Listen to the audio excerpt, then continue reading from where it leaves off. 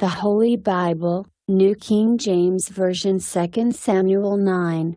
Now David said, Is there still anyone who is left of the house of Saul, that I may show him kindness for Jonathan's sake? And there was a servant of the house of Saul whose name was Ziba. So when they had called him to David, the king said to him, Are you Ziba? He said, At your service.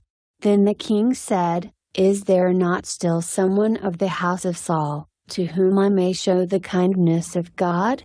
And Ziba said to the king, There is still a son of Jonathan who is lame in his feet. So the king said to him, Where is he?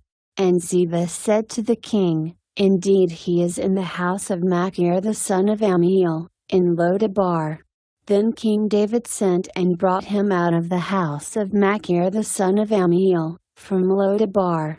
Now when Mephibosheth the son of Jonathan, the son of Saul, had come to David, he fell on his face and prostrated himself.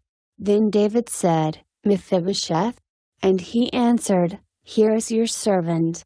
So David said to him, Do not fear, for I will surely show you kindness for Jonathan your father's sake, and will restore to you all the land of Saul your grandfather, and you shall eat bread at my table continually.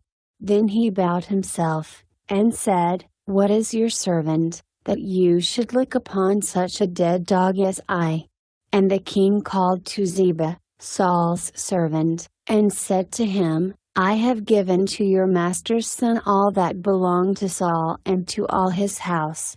You therefore, and your sons and your servants, shall work the land for him, and you shall bring in the harvest, that your master's son may have food to eat. But Mephibosheth your master's son shall eat bread at my table always. Now Ziba had 15 sons and 20 servants. Then Ziba said to the king, According to all that my lord the king has commanded his servant, so will your servant do.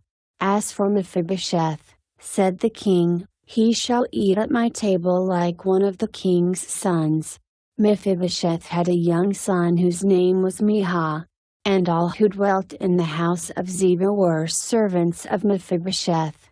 So Mephibosheth dwelt in Jerusalem, for he ate continually at the king's table. And he was lame in both his feet.